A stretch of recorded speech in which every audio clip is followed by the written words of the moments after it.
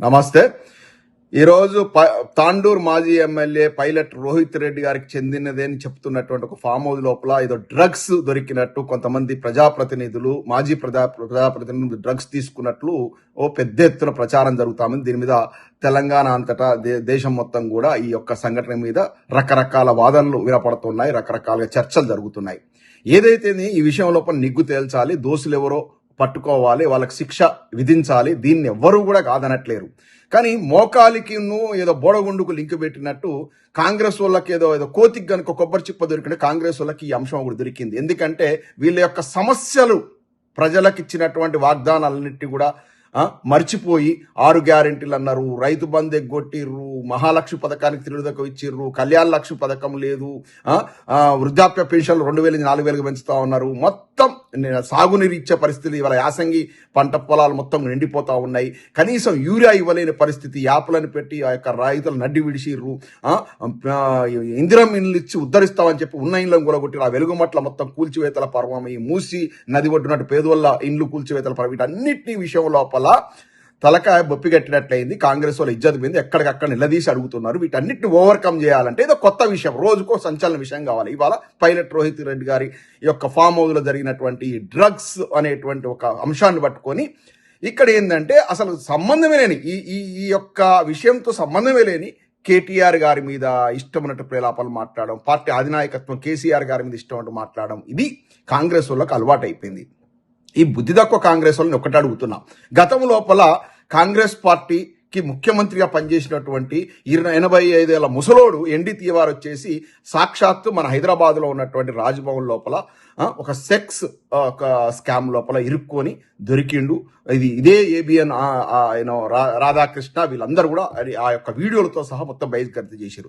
మరి ఆ యొక్క ఎన్డీ తివారీ పెద్ద నాయకుడు కదా, అతి పెద్ద నాయకుడు అంటే వృద్ధ నాయకుడు కాంగ్రెస్ పార్టీలో. మరి పార్టీ అధిష్టానానికి మొత్తానికి రాహుల్ గాంధీకి వాళ్ళందరికీ కూడా మనం లింక్ పెట్టి మాట్లాడినామా అంటే అది అతని వ్యక్తిగతమైన విషయం. దొరికిండు, ఆ గవర్నర్ పదవి పోయింది, అయిపోయింది. ఇవాళ పైలట్ రోహిత్ రెడ్డి గారు కూడా నిజంగానే దోషి అయి ఉంటే ఆయన కూడా శిక్ష పడుతుంది. దాన్ని తీసుకెళ్లి కేటీఆర్ గారికి ముడి పెట్టడం ఏంది? సాక్షాత్ ముఖ్యమంత్రి గారు అమెరికాకి ఎప్పుడు వచ్చినా కూడా వారి యొక్క సోదరుడి ఇంటి పక్కన ఉన్నటువంటి ఒక వ్యక్తి వచ్చి ముఖ్యమంత్రి గారికి ఫ్లవర్ బొకే ఇస్తాడు, సాల్వా కప్పుతాడు. ముఖ్యమంత్రి వచ్చినప్పటి నుంచి పోయేంత వరకు ప్రతి ఫంక్షన్ లో కూడా కలుస్తాడు. నేనే ప్రత్యక్ష సాక్షిని. అటువంటి వ్యక్తి మొన్న ఈ మధ్య ఒక 1.5 year బ్యాక్ ఒక చిన్నటువంటి అమ్మాయిలను, ఆయన తన ఇంటి పక్కన ఉన్న అమ్మాయిలను ఒక రకమైనటువంటి అసభ్యంగా ప్రవర్తించడంతో అతనికి అంటే ఆ అమ్మాయిలను ఇబ్బంది పెట్టడంతో, సెక్సువల్ గా ఇబ్బంది పెట్టడంతో అతనికి యావజ్జీవ శిక్ష పడి వాళ్ళ జైల్లో ఉన్నాడు. మరి అతనికి ముఖ్యమంత్రి గారికి, ముఖ్యమంత్రి సోదరుడికో ఇంకొకరికి లింక్ పెట్టి మాట్లాడుతుంది పద్ధతేనా? అంటే ఎంతో మంది అత్యున్నత స్థానం ఉన్నప్పుడు వస్తారు, అదే ఒక పార్టీ లోపల ఎంతో మంది శాసనసభ్యులు అవుతారు, ప్రజాప్రతినిధులు అవుతారు, వాళ్ళందరినీ తీసుకొచ్చి అధినాయకత్వానికి లింకులు పెట్టి మాట్లాడడం. గతం లోపల రేవంత్ రెడ్డి గారు ప్రతిపక్ష నేతగా ఉన్నప్పుడు 100 సార్లు వైట్ ఛాలెంజ్ అని కేటీఆర్ గారికి సవాలు విసిరిండు. మరి అప్పుడు కేటీఆర్ గారు కూడా అన్నారు, మీరంతా వచ్చి క్యూలో నిలబడి చేస్తే నేను కూడా ఇస్తా, నేను ఒక్కరిని ఎందుకు, అందరం కలిసి క్యూలో నిలబడి మనం అందరం బ్లడ్ టెస్ట్కి ఇద్దాం, ఎవరు దొరికితే వాళ్ళు దోషులే అని చెప్పిండు. ఇప్పుడు వచ్చి మీరు 2.5 ఏళ్ళు అయింది. నిజంగా కూడా మా నాయకుడి మీద పిచ్చి ప్రలాపాలు మాట్లాడే ఆయన యొక్క వ్యక్తిత్వ హననానికి పాల్పడ్డరే. మరి ఇవాళ నిజం ఉంటే మీరు అందరు కలిసి 119 మంది శాసనసభ్యులు, 16 మంది ఎంపీలు మొత్తం లైన్లో నిలబడి, 17 మంది ఎంపీలు మొత్తం లైన్లో నిలబడి మొత్తం బ్లడ్ టెస్ట్కు పోండి, దొరికితే దోషులే, కాదనట్లేను. మీ ప్రభుత్వం ఉంది కదా, ఇవాళ పిచ్చి ప్రలాపనలు, ఆమె మురికి సుజాతనాల్లో, కాల్వ సుజాతనాల్లో గటువంటోళ్లను, ఈ వ్యక్తిత్వం లేనటువంటి ఈ 33 పార్టీలు మారే ఈ యొక్క ఇందిరా శోభన్ లాంటి వాళ్ళను ముందు పెట్టి, మహేష్ కుమార్ గౌడ్ ఆయనను ఎన్నైనా ప్రత్యక్ష ఎన్నికల లోపల ఎమ్మెల్యే అయిన ఉదంతా ఉందా, నీకు ఏమైనా ఉందా? ఏదో వచ్చినావు, ఆయనకు రేవంత్ రెడ్డి గారికి లాటరీ టికెట్లో సీఎం అయినట్టు నువ్వు కూడా పీసీసీ అధ్యక్షుడు ఇష్టపడి నువ్వు ఇలా పీసీసీ ఒక రాష్ట్రానికి కాంగ్రెస్ పార్టీ అధినేతగా ఉన్నావు, అధికార పార్టీ రాష్ట్ర అధ్యక్షుడిగా ఉన్నావు. నువ్వు మాట్లాడే మాటలేనా ఇష్టం ఉన్నట్టు? అంటే చిల్లరగాన్లో మాట్లాడినంటే ఓకే, మీలాంటి పెద్దలు కూడా మాట్లాడే కరెక్టేనా? కేటీఆర్ గారికి దీనికి సంబంధం ఏమైంది? అదే యొక్క పార్టీ లోపల డ్రగ్ తీసుకున్నటువంటి పార్టీ లోపల పుట్ట మహేష్ కుమార్ అని ఒక ఏలూరు ఎంపీ దొరికాడు మరి తెలుగుదేశం పార్టీకి. మరి ఆయన తీసుకెళ్లి లోకేష్ కి లింక్ పెట్టాలి, అక్కడ మంత్రి లోకేష్ కి లింక్ పెట్టాలి, మరి చంద్రబాబు నాయుడు గారికి లింక్ పెట్టాలి. మరి పెట్టగలుగుతారా? మీ కాంగ్రెస్ పార్టీ ప్రభుత్వం నానా తతంగాలు, నానా స్కామ్లలో ఇరికిర్రు, సెక్స్ కుంభకోణాలు ఇరికిర్రు. డైరెక్ట్ శశి తరూర్ గారి వైఫే చనిపోయింది, అతను పెట్టేటువంటి ఇబ్బందులను ఒక ఇది ఉంది, ఒక కథనం ఉంది. మరి అన్నిటిని పోయి రాహుల్ గాంధీకి లింక్ పెడతామా? రాహుల్ గాంధీ ఇవాళ 55 ఏళ్ల వరకు పెళ్లి చేసుకోలేదు, పబ్ల చుట్టూ తిరుగుతాడు, చైనాకు పోయి మొత్తం పబ్లలో డ్యాన్స్ చేసిన వీడియోలు బయటకు వచ్చినాయి. అవి ఎంతవరకు నిజమో ఎంతవరకు అవస్థ తెలియదు. మరి అలాంటి వాటి మీద మేము కామెంట్లు చేసినామా? అంటే వాళ్ళ యొక్క వ్యక్తిగత జీవితాలు వాళ్ళకే లిమిట్ చేయండి, వేరే వాళ్ళకు లింక్ ఎట్లా పెడతారు? ఎక్కడ కావాలి అక్కడ, ఎక్కడ కావాలంటే శరీరంలో ఉన్న ఎంట్రుకలు ఎక్కడ కావాలంటే అక్కడ బీక్కొని టెస్టులు చేసుకోండి. మా నాయకులే ఎవడన్నా వద్దన్నాడా? ఏం మాట్లాడతారు? అనవసరమైన విషయాలను తీసుకొచ్చేసి ఇవాళ సమస్యల నుంచి పక్కదాగు పట్టించడం కోసం ఇది ఒకటి దొరికింది, కోతి కొబ్బరి చిప్ప దొరికింది, ఇది ఒకటి దొరికింది. రైతు బంధు 3 సార్లు ఎగ్గొట్టిర్రు, వెలుగుమట్ల బాధితుల యొక్క 1000 ఇండ్లు కూడా కొట్టిరు, వాళ్ళ రోడ్ల పడేసిరు, హైడ్రా కూల్చివేతల పేరుతో మొత్తం హైదరాబాద్ను సర్వనాశనం చేసిరు. ఇవాళ కనీసం యూరియా దొరకలేని పరిస్థితి, ఉప్పు పప్పు కొనలేని పరిస్థితి, తెలంగాణ మొత్తం దివాలా తీయించారు.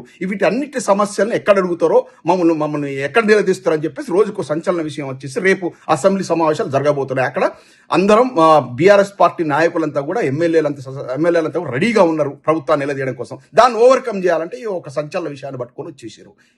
ఏమైతుంది? నిజంగా పైలట్ రోహిత్ రెడ్డి గారు అక్కడ దోషం శిక్షించుకోండి, ఎవరొద్దన్నాడు?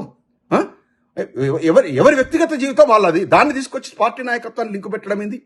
ఇది కాంగ్రెస్ పార్టీ నాయకులు మీ యొక్క ఇప్పుడు కేబినెట్ స్థాయి ర్యాంకు ఉన్న మంత్రులు అమెరికాకు వస్తే తాగి 2-3 రోజుల దాకా లేవరు, మీటింగ్లకు కూడా రారు. అడగండి, మీ ముఖ్యమంత్రి రేవంత్ రెడ్డి గారికి తెలియదా? రేవంత్ రెడ్డి గారు మేము అంత కలిసి నవ్వుకోలేదా అటువంటి మంత్రుల గురించి? ఇవాళ మా హరీష్ రావు గారు లాస్ట్ టైం అసెంబ్లీ లోపల చెప్పిండు, ఇందులో వచ్చే ప్రజాప్రతినిధులు మంత్రులు బాగా దాగొస్తున్నారు అసెంబ్లీకి, వీళ్ళని టెస్ట్ చేయాలి గేట్ దగ్గర. టెస్ట్ చేసి లోపల చిత్తశుద్ధి మీ దాంట్లో సగం మంది దొరుకుతారు. కాంగ్రెస్ వాళ్ళంతా తాగుబోతులు తిరుగుబోతులు ఇంకెవరు ఉన్నారా భూమి మీద ఎవరు అన్నారా? కాంగ్రెస్ వాళ్ళంతా లపంగులు లంగాలు తాగుబోతులు ఇంకెవరన్నా ఉంటారా? మీరు చెప్తున్నారు శుద్ధులు. ప్రతి పార్టీలో దొంగలు ఉంటారు, లంగాలు ఉంటారు, ఓటుకు నోటుకు విషయం లోపల బ్యాగులు అందించిన వాళ్ళు ఉంటారు, అందరూ ఉంటారు, ప్రతి పార్టీలు ఉంటారు. దాన్ని అధినాయకత్వాన్ని లింక్ పెట్టడం కరెక్ట్ కాదు. ఇది ఇకనైనా ప్రజలారా, ఇది సమస్యలను ప్రక్కదోవ పట్టించడానికి ఏదన్నా ఒక సంఘటన ఉంటే ఆ సంఘటనను మొత్తం కేటీఆర్ గారికి, హరీష్ రావు గారికి, కేసీఆర్ గారికి లింక్ పెట్టేసి ఈ విధంగా పబ్బం గడుపుకునేటువంటి కార్యక్రమాన్ని తీసుకుంటున్నారు కాంగ్రెస్ వాళ్ళు. వీళ్ళని ఎండగట్టాల్సిన అవసరం ఉంది. లేదంటే ప్రజలను ఇట్లనే పీడిస్తారు. వీళ్ళు వచ్చిన 2.5 ఏళ్ల మొత్తం తెలంగాణ మొత్తం ఆగమాగం అయిపోయింది. ఎన్ని కథలు, ఎన్ని స్టోరీలు చెప్పారు రాజ్యం గద్దెనెక్కడం కోసం. ఇవాళ ఏం పనులు చేస్తున్నారు? ఇదా మీరు చేసేది? మీ మీద కూడా ఎన్నో వ్యక్తిగతమైన ఆరోపణలు వచ్చినాయి. మొన్న కోమటిరెడ్డి వెంకటరెడ్డి గారి మీద ఎన్టీవీ లోపల కథనాలు వచ్చినాయి. మరి వాటి రాజకీయం చేయదలుచుకుంటే బీఆర్ఎస్ పార్టీ చేయగలదుగా? ఒక్క మాట కూడా బీఆర్ఎస్ పార్టీ వాళ్ళు మాట్లాడలేదు. మీ కాంగ్రెస్లో మాట్లాడుకున్నారు, మీరే విమర్శించుకున్నారు, మీరే చేసుకున్నారు. బట్టి విక్రమార్క గారి మీద మీ మీద కోమటిరెడ్డి గారి వర్గం, రేవంత్ రెడ్డి గారి వర్గం, మీ దాంట్లో 33 వర్గాలైపోయి కుమ్ములాటలు. మీరే అనుకున్నారు. మరి బీఆర్ఎస్ పార్టీ రాజకీయం చేసుకుంటే ఆ విషయాన్ని ఎంతో రాజకీయం చేద్దాం, కానీ వ్యక్తిగత హననం అనేది ఎప్పుడు కూడా మా పార్టీ విధానం కాదు. ఇది ఇట్లాంటి దిక్కుమాల రాజకీయాన్ని ఇక్కడైనా మానేయండి. మిమ్మల్ని తరిమేసే రోజులు వచ్చినాయి. మొత్తం పబ్లిక్ మొత్తం మోసం చేసిర్రు, చీట్ చేసిర్రు. ఇలా ప్రజా సమస్యలు మొత్తం కొట్టిమిట్టాడుతున్నాయి.